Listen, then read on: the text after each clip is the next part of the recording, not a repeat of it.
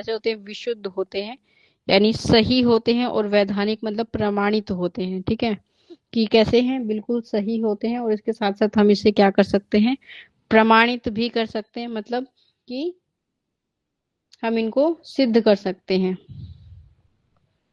Question number 61, प्रयोगात्मक विधि की सबसे बड़ी सीमा क्या है, सबसे जो बड़ी विशेषता मतलब कि लिमिटेशंस क्या हो सकती है। ये बहुत महंगी होती है, ये विधि छोटे बच्चों के लिए उपयुक्त नहीं है, यह विधि बहुत समय लेती है, या फिर उपरोक्त में से कोई नहीं। तो सबसे बड़ी सीमा क्या है कि हर प्रकृति का बालक जो है इसका इस्तेमाल नहीं कर सकता, स्पेशली छोटे बच्चों के लिए बिल्कुल भी उपयुक्त नहीं है। बहुत सारी आपको इसमें सीमाएं देखने को मिलती हैं, और सबसे विशेष जो है ये है कि ये छोटे बच्चों के लिए बिल्कुल भी उपयुक्त नहीं है। फिर प्रयोगात्मक विधि को सफलतापूर्वक लागू करने के लिए क्या आवश्यक है, कि प्रयोग विधि को अगर आप सफलतापूर्वक उपयोग करना चाहते हैं तो उसके लिए सबसे ज्यादा जरूरी महत्वपूर्ण आपके लिए क्या है, एक बड़ा कक्षा कक्ष होना चाहिए, विभिन्न विभिन्न शिक्षा उपकरणों से सुसज्जित प्रयोगशाला होनी चाहिए। दोनों बातें ठीक है या दोनों बातें गलत हैं? तो हम कहेंगे कि प्रयोगात्मक विधि का जब आप इस्तेमाल कर रहे हैं तो इसमें क्या होना चाहिए, विभिन्न शिक्षा उपकरणों से सुसज्जित एक क्या होनी चाहिए, आपके पास लैब होनी चाहिए। ठीक है, आप कह सकते हैं well organised, fully equipped, equipment का होता है कि जो उपकरण होते हैं उनको हम इक्विपमेंट बोलते हैं। ठीक है, तो एक सुव्यवस्थित और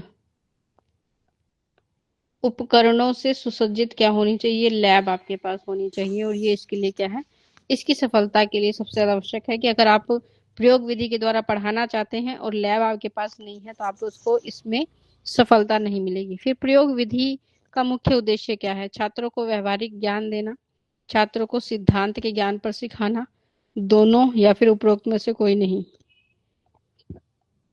तो हम कहेंगे कि इसका मुख्य उद्देश्य है छात्रों को वे अंदर व्यवहारिक ज्ञान जो है देने का प्रयास करना, व्यवहारिक ज्ञान, क्योंकि वो खुद जब एक्सपेरिमेंट करेंगे तो अपने आधार पर जो है चीजों को सीखेंगे जो उनके लिए क्या होती है, बिल्कुल उपयुक्त होता है, स्थायी होता है, उन्हें उसे रटने की आवश्यकता नहीं होती। फिर प्रयोगात्मक विधि का क्या लाभ होता है, क्या बेनिफिट है इस विधि से सीखने के लिए। यह विधि बच्चों को व्यवहारिक ज्ञान देती है, यह विधि छात्रों को संवैधानिक सैद्धांतिक ज्ञान प्रदान करती है। दोनों ही बातें ठीक है या दोनों बातें गलत हैं? तो हम कहेंगे कि ये बच्चों को क्या करती है, व्यवहारिक ज्ञान देती है, जो कि बच्चों के लिए बिल्कुल उपयुक्त है। व्यवहार के आधार पर वो सीखते हैं, चीजों को देखकर अवलोकन करके सीख रहे हैं, तो ऐसा ज्ञान उनके लिए स्थायी रहता है। ठीक है, रटने की आवश्यकता नहीं होती है, परमानेंट रहेगा। जब तक उन्हें इसका इस्तेमाल करना होगा तब उन्हें ये बातें जो है याद आ जाती हैं। प्रयोगात्मक विधि का उपयोग कहाँ किया जाता है, विज्ञान कक्षाओं में, गणित कक्षाओं में, दोनों में, या उपरोक्त में से कोई नहीं? तो हम कहेंगे कि विज्ञान और गणित दोनों में ही आप इसका क्या कर सकते हैं, इस्तेमाल करते हैं। क्योंकि विज्ञान में तो आपको पता है एक्सपेरिमेंट होते हैं, लेकिन गणित में भी क्या होते हैं, कहीं कहीं आपको चीजें जो है प्रूव करनी होती हैं। ठीक है, तो जैसे आपको थ्योरम है, थ्योरम प्रूफ करनी है तो उसके लिए, ठीक है, या फिर जैसे ट्रायंगल या फिर ये सब चीजें होती हैं त्रिभुज के आधार पर, उनको भी हम कई बार क्या करते हैं, प्रूफ करते हैं, प्रमाणित करते हैं। तो उन चीजों के लिए आप क्या कर सकते हैं, प्रयोगात्मक विधि का इस्तेमाल कर सकते हैं। फिर निरीक्षण विधि का मुख्य उद्देश्य आपको क्या देखने को मिलता है, निरीक्षण विधि के बारे में हमने बात की थी, छात्रों को व्यवहारिक ज्ञान प्रदान करना, छात्रों को सिद्धांत के आधार पर ज्ञान प्रदान करना, छात्रों को स्वयं निरीक्षण करने के द्वारा ज्ञान प्रदान करने में मदद करना, उपरोक्त से कोई नहीं। तो हम कहेंगे कि निरीक्षण का मतलब है जांच करना, और जांच विधि में क्या होता है कि छात्रों को सामने एक समस्या रख दी जाती है जिस आधार पर वो स्वयं क्या करते हैं, उसका निरीक्षण करते हैं, उसका अवलोकन करते हैं। उस अवलोकन के आधार पर जो भी चीजें उनको सीखने को मिल रही हैं वो उनके लिए नए ज्ञान को दर्शाती हैं, नए ज्ञान को बढ़ावा देती हैं। तो ये कैसी है, छात्रों को निरीक्षण के द्वारा चीजें सीखने के अवसर मिलते हैं। निरीक्षण विधि का उपयोग किन विषयों में अधिक उपयोगी है, गणित और विज्ञान, विज्ञान और सामाजिक अध्ययन, गणित और भाषा, या उपरोक्त में से कोई नहीं? तो जब आप कहेंगे कि निरीक्षण विधि, तो निरीक्षण विधि किसके लिए, सामाजिक विज्ञान या सामाजिक अध्ययन और विज्ञान दोनों के लिए जो है बिल्कुल उपयुक्त है, दोनों तरह की चीजों को सिखाने के लिए अच्छी है। क्वेश्चन नंबर 68, निरीक्षण विधि में छात्र क्या करते हैं? शिक्षक से सीखते हैं, पुस्तक से पढ़ते हैं, स्वयं निरीक्षण के द्वारा ज्ञान प्राप्त करते हैं, उपरोक्त में से कोई नहीं। तो निरीक्षण विधि के माध्यम से छात्र क्या करते हैं? स्वयं निरीक्षण मतलब खुद से क्या कर रहे हैं, चीजों को करते हैं, अपनी समस्याओं का पता लगाते हैं, उसके बारे में डाटा इंफॉर्मेशन एकत्रित करते हैं और अपने निरीक्षण के आधार पर जो है ज्ञान को प्राप्त कर रहे हैं। तो हम कहेंगे कि स्वयं निरीक्षण के द्वारा ज्ञान प्राप्त करना।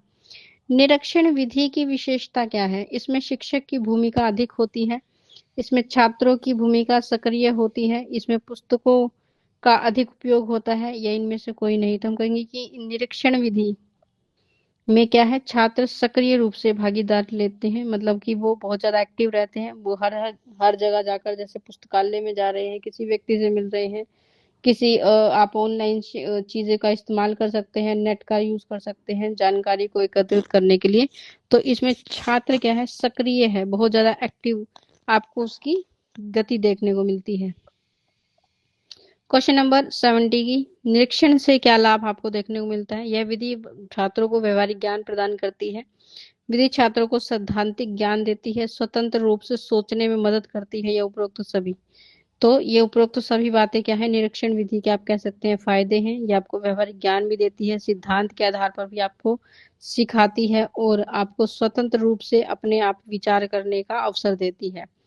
निरीक्षण विधि से छात्रों को क्या अवसर करने का अवसर मिलता है? स्वतंत्र रूप से देखना और सोचना, केवल शिक्षक की बात सुनना, पुस्तकों को पढ़ना, या उपरोक्त में से कुछ नहीं।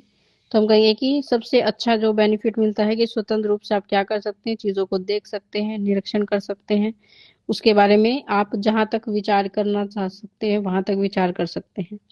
निरीक्षण विधि के द्वारा छात्र क्या सीखते हैं?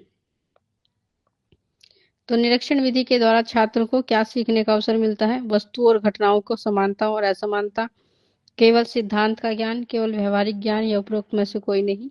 तो कहेंगे कि जब निरीक्षण विधि की बात कर रहे हैं तो वस्तुओं और घटनाओं के बीच में हम क्या कर पाते हैं, समानता और असमानता की। जब आप क्या कर पा रहे हैं, चीजों का अवलोकन आप खुद कर पा रहे हैं, निरीक्षण कर पा रहे हैं, तो आप क्या है, खुद सक्षम है इस चीज का पता लगाने में कि किसी भी चीज में क्या समानताएं हैं और क्या अंतर है। दोनों चीज का कंपैरिजन आप क्या कर पाएंगे, सरलता से और आसानी से जो है आप कर पाते हैं। क्वेश्चन नंबर 73, निरीक्षण विधि का क्या परिणाम होता है? क्या रिजल्ट आपको इसका देखने को मिलता है? तो निरीक्षण विधि के परिणाम की जब हम बात करते हैं, निष्कर्ष निकालने में कठिनाई होती है, निष्कर्ष सहज ही निकल जाते हैं, ज्ञान अधूरा रहता है, या उपरोक्त में से कोई नहीं। तो निष्कर्ष निकालने के लिए क्या है, आपको सरलता से जो है निष्कर्ष प्राप्त होते हैं। आप अपने आधार पर चीजों को जो है क्या कर सकते हैं, उनके परिणाम खोज सकते हैं। अध्यापक आपका मार्गदर्शन करते हैं, कहीं समस्या होती है तो आपको क्या करते हैं, सपोर्ट करते हैं। तो निष्कर्ष आसानी से निकाले जा सकते हैं। फिर निरीक्षण विधि का उपयोग किन कक्षाओं में किया जाता है?